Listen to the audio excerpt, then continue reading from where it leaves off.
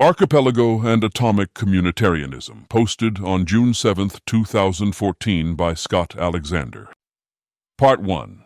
40 years ago, Robert Nozick proposed a very strange utopia, which he considered the culmination of libertarian principles. 10 years ago, Mencius Moldbug proposed the same utopia, considering it the culmination of conservative principles. 3 years ago, unaware of either, I independently invented a role-playing game around the same utopia, considering it the culmination of liberal principles. Nozick called it meta-utopia. Moldbug called it patchwork. I called it Archipelago. Part 2. In 2011, the con-worlding experiment I'd been part of for the past 10 years, Micros, was starting to wind down. There were lots of reasons, but a big one was the trouble getting everyone working together on a coherent world. Some participants wanted to simulate medieval countries with wizards and dragons. Other people were more into modern nation-states with factories and steel production quotas. Still others wanted to do sci-fi stuff where they debated the ethics of genetic engineering and maybe built mile-long starships, all of which were fine until you tried to stick it together into a coherent world, at which point it made no sense. How come the people with mile-long starships hadn't invaded the people who were still jousting on horseback? How come the industrialists could spend 200 years worrying about steel quotas without inventing any new technology beyond steel, let alone stealing or buying the technology from the sci-fi civilization next door? If magic worked, how come only 1 or 2 civilizations were using it? Solving these problems tended to involve a lot of just-so stories, but the more we came up with, the harder it was to support any kind of interaction at all. I decided to sweep the whole thing under the carpet with a parallel-running gritty reboot. I dug out my old transhuman goddess character, Maria Morimoto, and had her wipe out civilization, leaving only scattered barbarians and a few groups who had managed to keep the vestiges of civilization together. Her human viceroy, Omi Oitharian, gathered the last remnants of civilization and forged them into a world government called Archipelago, whose goal was to create utopia through a process of evolution and experimentation. The way it worked was that any tribe of surviving civilized humans with a coherent philosophy could apply to become part of Archipelago. Their application would include the location of their desired homeland and the technological and magical level they found most conducive to human flourishing. Archipelago would then use its transhuman powers to trap their homeland in a telluric field, limiting it to exactly that level of technology plus magic, and protect them from incursion by any other group. At first, the conceit worked really well. I granted myself absolute power. Alicorn got elected as the Democratic figurehead. The online infrastructure got set up. About 24 con-worlders agreed to participate. New statelets sprung up just about weekly. We got everything from inoffensive liberal democracies to monastic religious orders to socialist communes to tribes of violent cannibals to one guy who tried to recreate Plato's Republic in a giant underground cave. After about a year or so, it started working less well. By bad luck, a couple of the major players left all at once. Activity died down. Micros, still running in parallel, started doing better, and the need for an alternative became less pressing. I tried to shape the backstory, and more than some people were comfortable with. Whatever. Archipelago went quiet. We switched off the lights, and activity shifted back to Micros. It became one of those pieces of legend you get in all internet communities. Remember that time we tried something kind of cool, but it didn't work out? Freed from the responsibility of running a real game, I started writing more of the story of Archipelago in my head, fleshing out details. Why try to maximize diversity of cultural experiments? What was Omi's endgame? What precisely were the bylaws of the world government? Gradually, some ideas started to take shape. Part 3.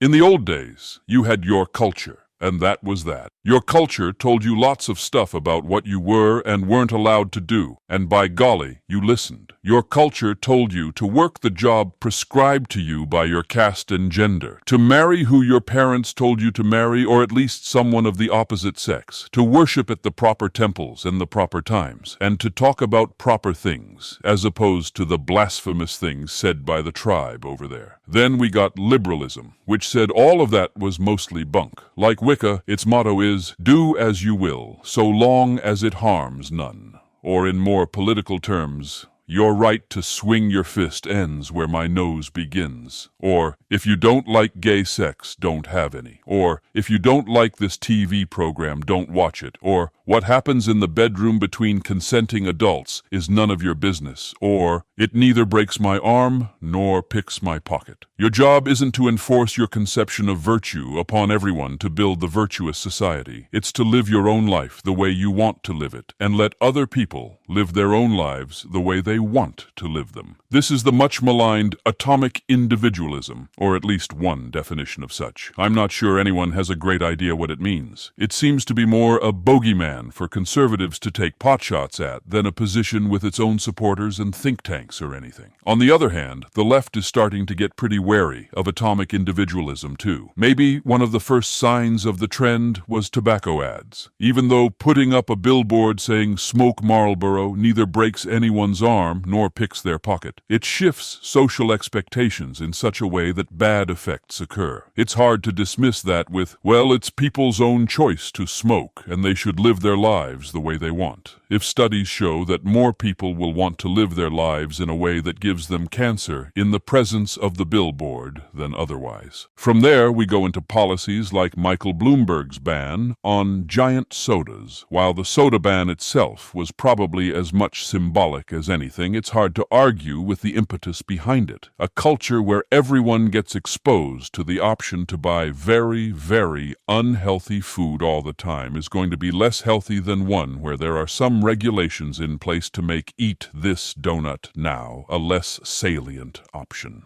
I mean, I know this is true. A few months ago, when I was on a diet, I cringed every time one of my coworkers would bring in a box of free donuts and place it wide open, in the doctor's lounge, because there was no way I wasn't going to take one, or two, or three. I could ask people to stop, but they probably wouldn't. And then it would be a different place where I encounter the wide open box of free donuts. I am not proposing that it is ethically wrong to bring in free donuts, or that banning them is the correct policy. But I do want to make it clear that stating it's your free choice to partake or not doesn't eliminate the problem, and that this points to an entire class of serious issues where liberalism, as construed above, is at best an imperfect heuristic. And I would be remiss talking about the left's turn away from liberalism without mentioning social justice. The same people who once deployed liberal arguments against conservatives. If you don't like profanity, don't use it. If you don't like this offensive TV show, don't watch it. If you don't like pornography, don't buy it. Are now concerned about people using ethnic slurs, TV shows without enough minority characters, and pornography that encourages the objectification of women. I've objected to some of this on purely empirical grounds, but the least convenient possible world is the one where the purely empirical objections fall flat.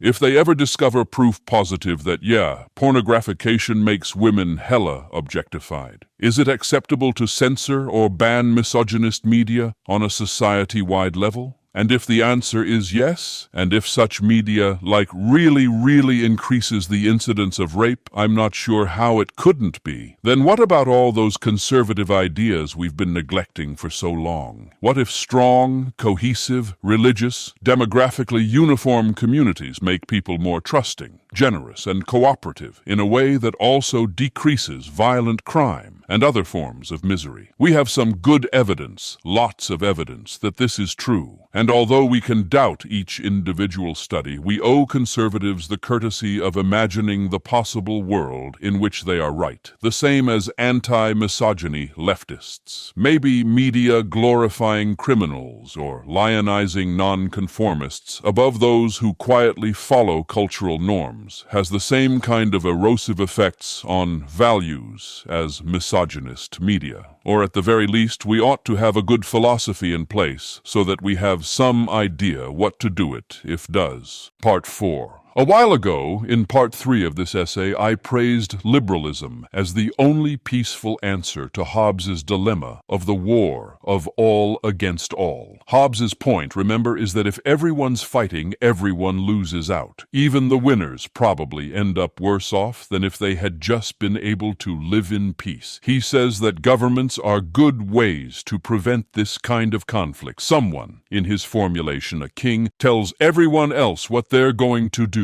and then everyone else does it. No fighting necessary. If someone tries to start a conflict by ignoring the king quashes them with such overwhelming force that it doesn't even count as a fight. But this replaces the problem of potential warfare with the problem of potential tyranny. So we've mostly shifted from absolute monarchies to other forms of government, which is all nice and well, except that governments allow a different kind of war of all against all. Instead of trying to kill their enemies and steal their stuff, people are tempted to ban their enemies and confiscate their stuff. Instead of killing the Protestants, the Catholics simply ban Protestantism. Instead of forming vigilante mobs to stone homosexuals, the straights merely declare homosexuality is punishable by death. It might be better than the alternative, at least everyone knows where they stand and things stay peaceful. But the end result is still a lot of pretty miserable people. Liberalism is a new form of Hobbesian equilibrium, where the government enforces not only a ban on killing and stealing from people you don't like, but also a ban on tyrannizing them out of existence. This is the famous freedom of religion and freedom of speech and so on, as well as the freedom of what happens in the bedroom between consenting adults. The Catholics don't try to ban Protestantism. The Protestants don't try to ban Catholicism, and everyone is happy. Liberalism only works when it's clear to everyone on all sides that there's a certain neutral principle everyone has to stick to. The neutral principle can't be the Bible, or Atlas Shrugged, or anything that makes it look like one philosophy is allowed to judge the others. Right now, that principle is the principle of harm. You can do whatever you like unless it harms other people, in which case, stop. We seem to have inelegantly tacked on an also. We can collect taxes and use them for a social safety net and occasional attempts at social progress. But it seems to be working pretty okay too. The strict principle of harm says that pretty much the only two things the government can get angry at is literally breaking your leg or picking your pocket, violence or theft.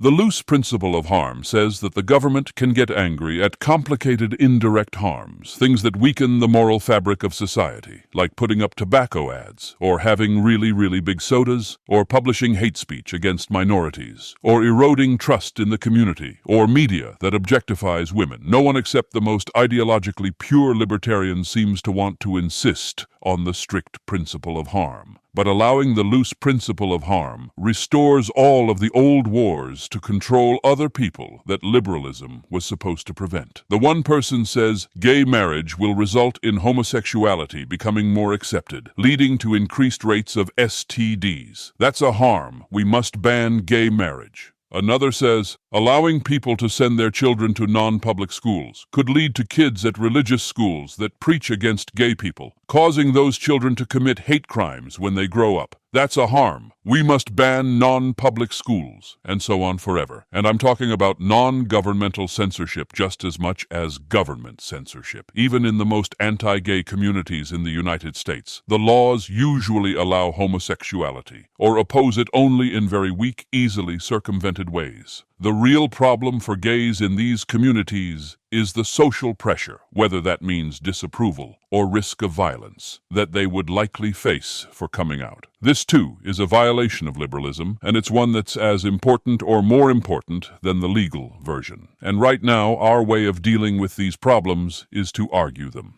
Well, gay people don't really increase STDs too much, or homeschooled kids do better than public-schooled kids, so we need to allow them. The problem is that arguments never terminate. Maybe if you're incredibly lucky, after years of fighting, you can get a couple of people on the other side to admit your side is right, but this is a pretty hard process to trust. The great thing about religious freedom is that it short-circuits the debate of which religion is correct, Catholicism or Protestantism, and allows people to tolerate both Catholics and Protestants even if they are divided about the answer to this object-level question. The great thing about freedom of speech is that it short-circuits the debate of which party is correct, the Democrats or Republicans, and allows people to express both liberal and conservative opinions, even if they are divided about the object-level question.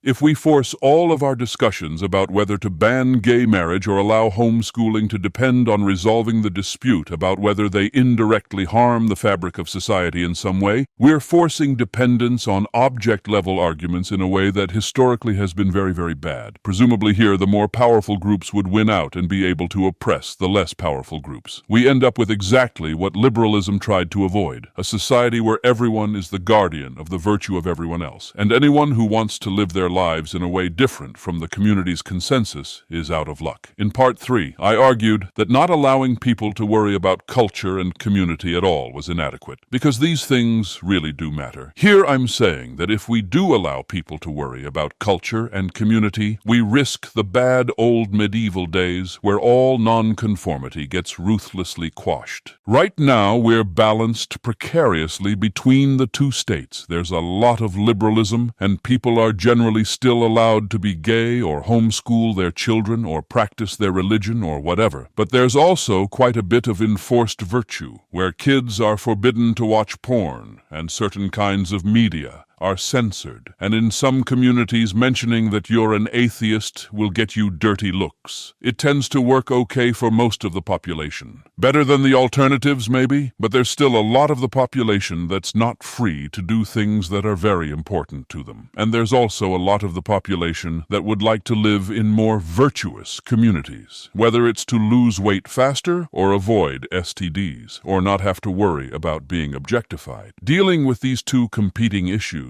is a pretty big part of political philosophy, and one that most people don't have any principled solution for. Part 5. Here is where my meditations on Archipelago took me. Imagine Dragumve, the only city-state to survive the apocalypse that destroyed Micros, relatively intact. Tempered by years of surviving famine and disease and barbarian attack, it's a pretty grim place. But now the century-long winter has ended, the barbarians have mostly been pushed away behind natural borders, and things are looking up. Its inhabitants start to have some time to philosophize, and they all have some different conceptions of the good life. They start fighting on what the political system of Dragumve should look like. Omi Oitharian, the absolute ruler of Dragumve, says, "Here, we're doing things my way, but those of you with different ideas, go forth and settle the world, and I won't stop you. In fact, I'll protect you. Go found city-states based on your philosophies." And so the equivalent of our paleo-conservatives go out and found communities based on virtue, where all sexual deviancy is banned, and only wholesome films can be shown, and people who burn the flag are thrown out to be eaten by wolves. And the equivalent of our social justiciars go out and found communities where all movies have to have lots of strong minority characters in them, and all slurs are way beyond the pale, and nobody misgenders anybody. And the equivalent of our objectivists go out and found communities based totally on the strict principle of harm, where everyone is allowed to do whatever they want, and there are no regulations on business, and everything is super capitalist all the time. And some people who just really want to lose weight go out and found communities where you're not allowed to place open boxes of donuts in the doctor's lounge. Usually the communities are based on a charter, which expresses some founding ideals and asks only the people who agree with those ideals to enter. The charter also specifies a system of government. It could be an absolute monarch charged with enforcing those ideals upon a population too stupid to know what's good for them. Or it could be a direct democracy of people who all agree on some basic principles, but want to work out for themselves what direction the principles take them. After a while, Omi Oitherion, who remember is the viceroy for a transhuman goddess and is kind of omnipotent, decides to formalize and strengthen this system, not to mention work out some of the ethical dilemmas. The first thing he does is ban communities from declaring war on each other. That's an obvious gain. He could just smite warmongers, but he thinks it's more natural and organic to get all the communities into a world government. Every community donates a certain amount to a military, and the military's only job is to quash anyone from any community who tries to invade another. The second thing world government does is address externalities. For example, if some communities emit a lot of carbon, and that causes global warming, which threatens to destroy other communities, the world government puts a stop to that. If the offending communities refuse to stop emitting carbon, then there's that military again.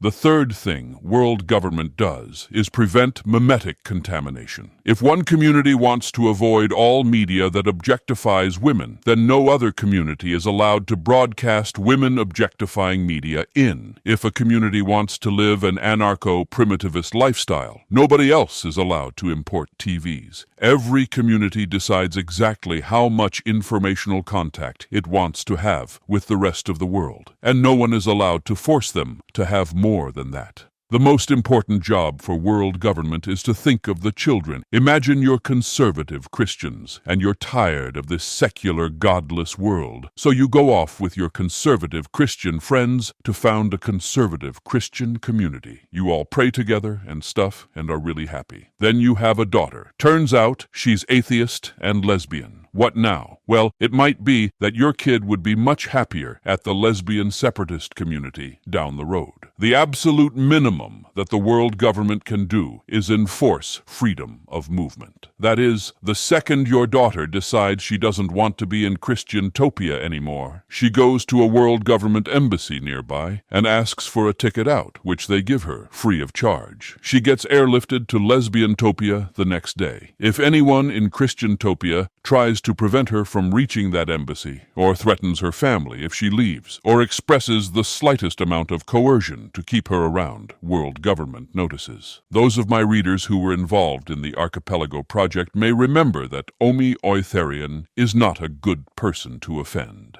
But this is not nearly enough to fully solve the child problem. A child who is abused may be too young to know that escape is an option, or may be brainwashed into thinking they are evil, or guilted into believing they are betraying their families to opt out. And although there is no perfect, elegant solution here, the practical solution is that world government enforces some pretty strict laws on child rearing, and every child, no matter what other education they receive, also has to receive a class taught by a world government representative in which they learn about the other communities participating in Archipelago, receive a basic, non-brainwashed view of the world, and are given directions to their nearest world government representative, who they can give their opt-out request to.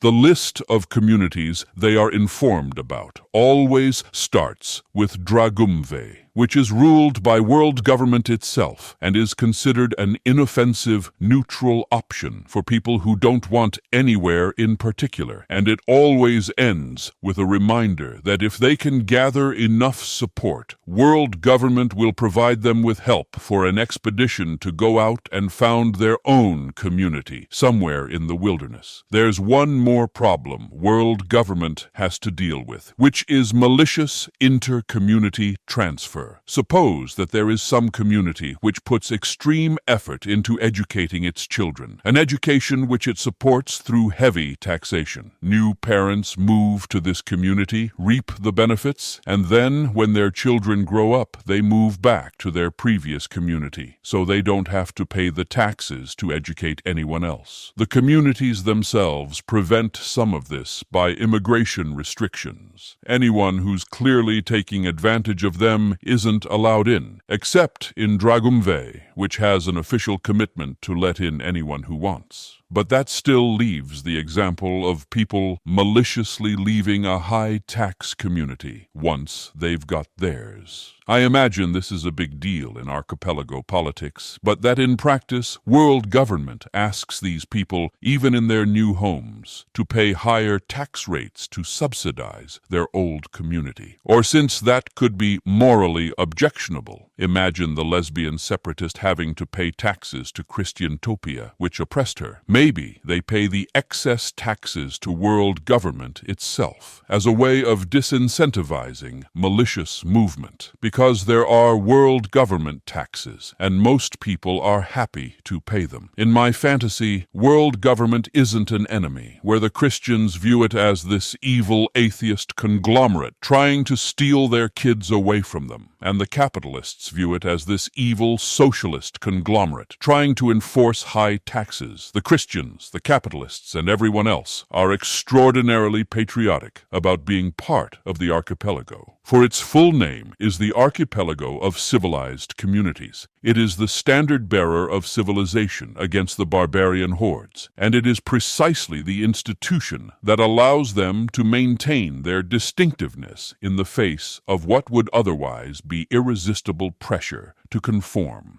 Atheistopia is the enemy of Christiantopia, but only in the same way the Democratic Party is the enemy of the Republican Party. Two groups within the same community who may have different ideas, but who consider themselves part of the same broader whole, fundamentally allies under a banner of which both are proud. The banner, by the way, looks a lot like the EU flag. I'm not sure how to feel about that. Part 6.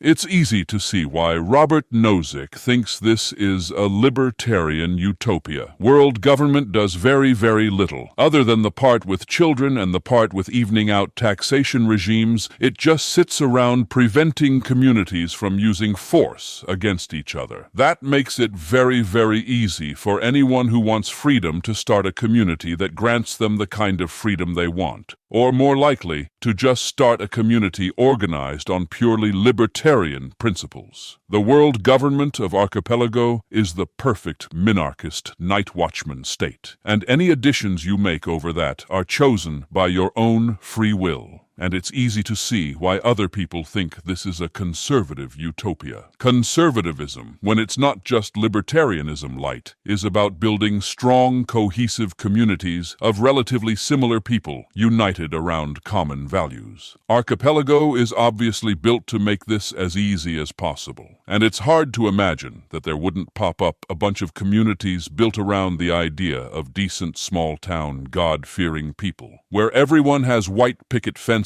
and goes to the same church, and nobody has to lock their doors at night. So basically Utah. I feel like this is one of the rare cases where the U.S., mostly in name-only archipelago-ness, really asserts itself. People who didn't fit in could go to a community of people who don't fit in and would have no need to, nor right to complain. And they wouldn't have to deal with those darned bureaucrats in Washington telling them what to do. But to me, this seems like a liberal utopia, even a leftist utopia, for 3 reasons. The first reason is that it extends the basic principle of liberalism. Solve differences of opinion by letting everyone do their own thing according to their own values, then celebrate the diversity this produces. I like homosexuality. You don't? Fine. I can be homosexual, and you don't have to. And having both gay and straight people living side by side enriches society. This just takes the whole thing one meta level up. I want to live in a very sexually liberated community. You want to live in a community where sex is treated purely as a sacred act for the purpose of procreation. Fine. I can live in the community I want, and you can live in the community you want. And having both sexually liberated and sexually pure communities living side by side enriches society. It is pretty much saying that the solution to any perceived problems of liberalism is much more liberalism. The second reason is quite similar to the conservative reason. A lot of liberals have some pretty strong demands about the sorts of things they want society to do. I was recently talking to Ozzy about a group who believe that society billing thin people is fatphobic and that everyone needs to admit obese people can be just as attractive and date more of them, and that anyone who preferentially dates thinner people is problematic. They also want people to stop talking about nutrition and exercise publicly.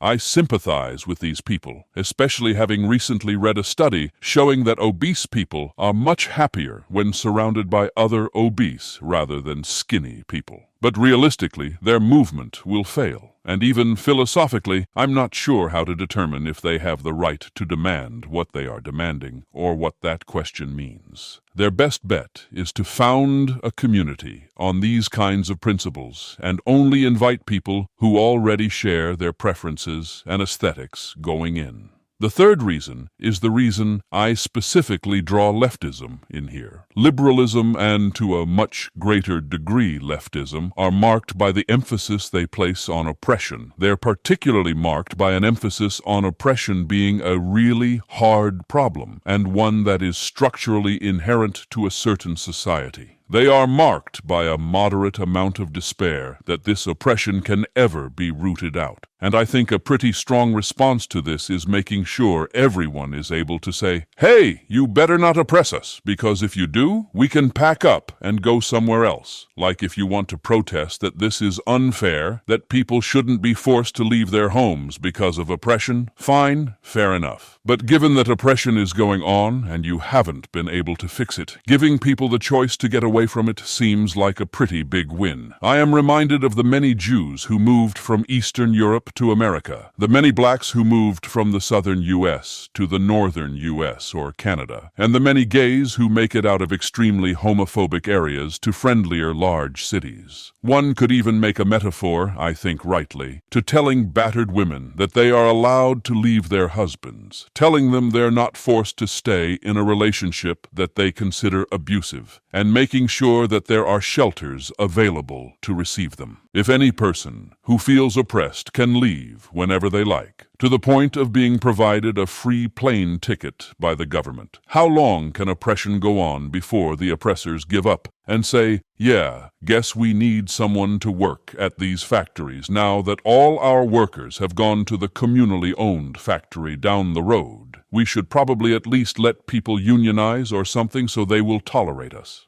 This is pretty funny, because the idea I'm pushing is rather explicitly reactionary. Like, I think it would be fair to call this the single core idea of reaction. All that stuff about kings and gender roles and ethno-nationalism is to some degree idle speculation about what kind of archipelagian community would end up most successful. In the same way, transhumanists sometimes speculate about how things should be run after the singularity, yet I think its liberal credentials are impeccable. A commenter in the latest Ash thread mentioned an interesting quote by Frederick Douglass. "The American people have always been anxious to know what they shall do with us, black people. I have had but one answer from the beginning: do nothing with us. Your doing with us has already played the mischief with us. Do nothing with us." It sounds like if Frederick Douglass had the opportunity to go to some other community, or even found a black ex-slave community, no racists allowed, he probably would have taken it,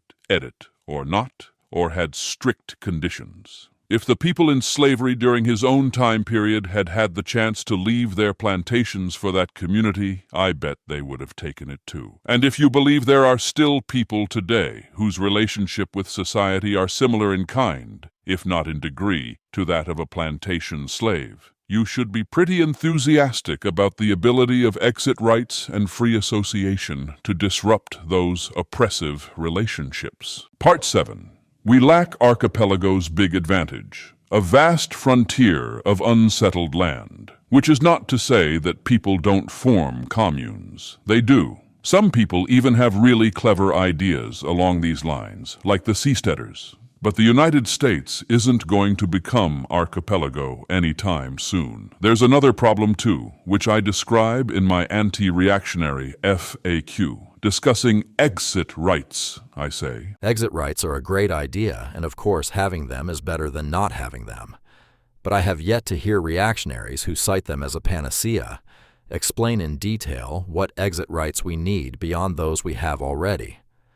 The United States allows its citizens to leave the country by buying a relatively cheap passport and go anywhere that will take them in, with the exception of a few arch-enemies like Cuba. And those exceptions are laughably easy to evade. It allows them to hold dual citizenship with various foreign powers. It even allows them to renounce their American citizenship entirely and become sole citizens of any foreign power that will accept them.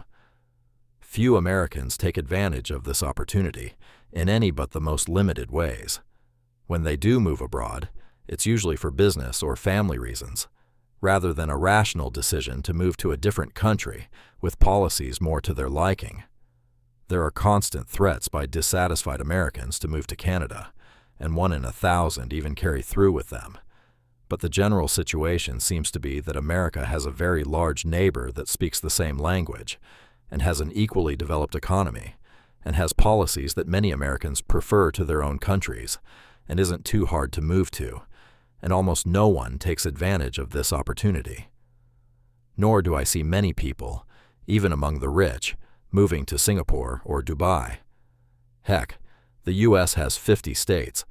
Moving from one to another is as easy as getting in a car, driving there, and renting a room. And although the federal government limits exactly how different their policies can be, you better believe that there are very important differences in areas like taxes, business climate, education, crime, gun control, and many more. Yet aside from the fascinating but small-scale Free State project, there's little politically motivated interstate movement, nor do states seem to have been motivated to converge on their policies or be less ideologically driven. What if we held an exit rights party and nobody came? Even aside from the international problems of gaining citizenship, dealing with a language barrier, and adapting to a new culture, people are just rooted. Property, friends, family, jobs. The end result is that the only people who can leave their countries behind are very poor refugees with nothing to lose, and very rich jet-setters. The former aren't very attractive customers, and the latter have all their money in tax shelters anyway. So although the idea of being able to choose your country like a savvy consumer appeals to me, just saying exit rights isn't going to make it happen, and I haven't heard any more elaborate plans.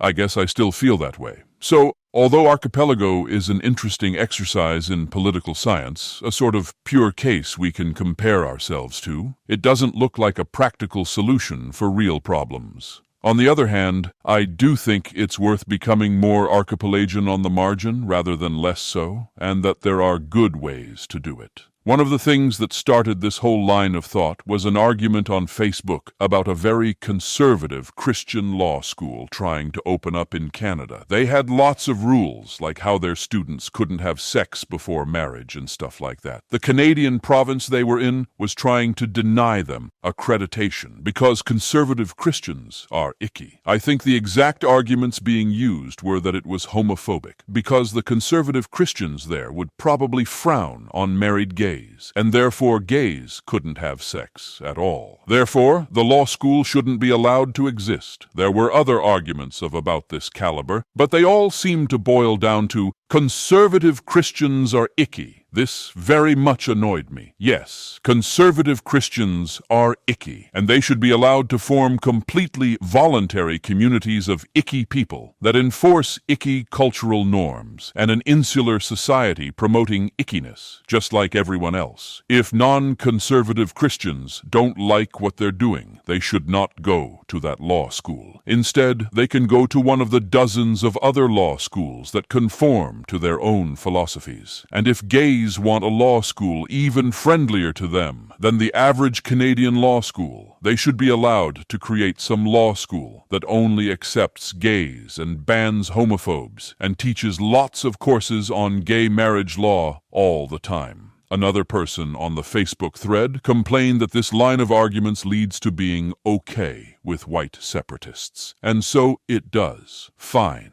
I think white separatists have exactly the right position about where the sort of white people who want to be white separatists should be relative to everyone else. Separate I am not sure what you think you are gaining by demanding that white separatists live in communities with a lot of black people in them. But I bet the black people in those communities aren't thanking you. Why would they want a white separatist as a neighbor? Why should they have to have one? If people want to go do their own thing in a way that harms no one else, you let them. That's the Archipelagian way, and someone will protest that Archipelagian voluntary freedom of association or disassociation could, in cases of enough racial prejudice, lead to segregation, and that segregation didn't work. Indeed it didn't. But I feel like a version segregation in which black people actually had the legally mandated right to get away from white people and remain completely unmolested by them, and where a white-controlled government wasn't in charge of divvying up resources between white and black communities, would have worked a lot better than the segregation we actually had. The segregation we actually had was one in which white and black communities were separate until white people wanted something from black people, at which case they waltzed in and took it. If communities were actually totally separate, government and everything, by definition, it would be impossible for one to oppress the other. The black community might start with less, but that could be solved by some kind of reparations. The Archipelagian way of dealing with this issue would be for white separatists to have separate white communities, black separatists to have separate black communities, integrationists to have integrated communities, redistributive taxation from wealthier communities going into less wealthy ones, and a strong central government ruthlessly enforcing laws against any community trying to hurt another. I don't think there's a single black person in the segregation-era South who wouldn't have taken that deal, and any black person who thinks the effect of whites on their community today is net negative should be pretty interested as well. This is one reason I find people who hate seasteads so distasteful. I mean, here's what Reuters has to say about seasteading. Fringe movements, of course, rarely cast themselves as obviously fringe. Racist, anti-civil rights forces cloak themselves in the benign language of states' rights. Anti-gay religious entities adopted the glossy, positive imagery of family values. Similarly, though many libertarians embrace a pseudo-patriotic apple pie nostalgia, behind this facade is a very un-American, sinister vision.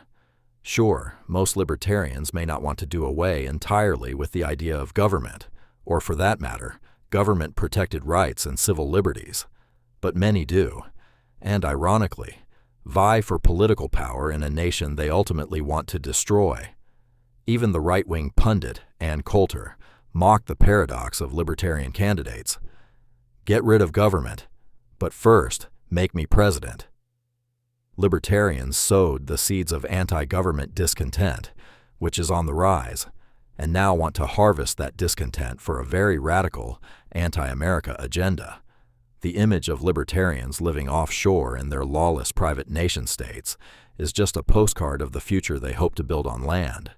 Strangely, the libertarian agenda has largely escaped scrutiny, at least compared to that of social conservatives.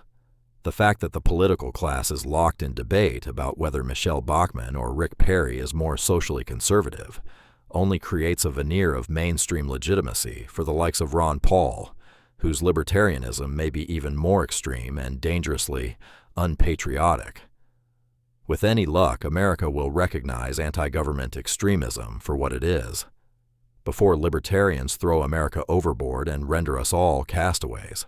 Keep in mind, this is because some people want to go off and do their own thing in the middle of the ocean far away from everyone else without bothering anyone. And the newspapers are trying to whip up a panic about throwing America overboard. So one way we could become more archipelagian is just trying not to yell at people who are trying to go off and doing their own thing quietly with a group of voluntarily consenting friends. But I think a better candidate for how to build a more archipelagian world is to encourage the fracture of society into subcultures. Like, transsexuals may not be able to go to a transsexual island somewhere and build transtopia where anyone who misgenders anyone else gets thrown into a volcano. But of the transsexuals I know, a lot of them have lots of transsexual friends. Their cissexual friends are all up to date on trans issues and don't do a lot of misgendering. And they have great social networks where they share information information about what businesses and doctors are or aren't trans-friendly. They can take advantage of trigger warnings to make sure they expose themselves to only the sources that fit the values of their community, the information that would get broadcast if it was a normal community that could impose media norms. As internet interaction starts to replace real-life interaction. And I think for a lot of people, the majority of their social life is already on the internet, and for some, the majority of their economic life is as well. It becomes increasingly easy to limit yourself to transsexual-friendly spaces that keep bad people away. The rationalist community is another good example. If I wanted, I could move to the Bay Area tomorrow and never have more than a tiny amount of contact with non-rationalists again. I could have rationalist roommates, live in a rationalist group house, try to date only other rationalists, try to get a job with a rationalist nonprofit like CFAR or a rationalist company like Quixie, and never have to deal with the benighted and depressing non-rationalist world again. Even without moving to the Bay Area, it's been pretty easy for me to keep a lot of my social life, both on and offline, rationalist-focused, and I don't regret this at all. I don't know if the future will be virtual reality. I expect the post-singularity future will include something like VR, although that might be like describing teleportation as basically a sort of pack animal. But how much the immediate pre-singularity world will make use of virtual reality, I don't know. But I bet if it doesn't, it will be, because virtual reality has been circumvented by things like social networks, Bitcoin, and Mechanical Turk, which make it possible to do most of your interaction through the internet, even though you're not literally plugged into it. And that seems to me like a pretty good start in creating an archipelago. I already hang out with various Finns and Brits and Aussies a lot more closely than I do my next-door neighbors. And if we start using Litecoin and someone else starts using Dogecoin, then I'll be more economically connected to them too. The degree to which I encounter certain objectifying or unvirtuous or triggering media already depends more on the moderation policies of Less Wrong and Slate Star Codex and who I block from my Facebook feed than it does any laws about censorship of U.S. media. At what point are national governments rendered mostly irrelevant compared to the norms and rules of the groups of which we are voluntary members? I don't know, but I kind of look forward to finding out. It seems like a great way to start searching for utopia, or at least getting some people away from their metaphorical, abusive husbands. And the other thing is that I have pretty strong opinions on which communities are better than others. Some communities were founded by toxic people for ganging up with other toxic people to celebrate and magnify their toxicity. And these, surprise, surprise, tend to be toxic. Others were formed by very careful, easily harmed people trying to exclude everyone who could harm them. And these tend to be pretty safe, albeit sometimes overbearing. Other people hit some kind of sweet spot that makes friendly people want to come in and angry people want to stay out, or just do a really good job choosing friends. But I think the end result is that the closer you come to true freedom of association, the closer you get to a world where everyone is a member of more or less the community they deserve. That would be a pretty unprecedented bit of progress.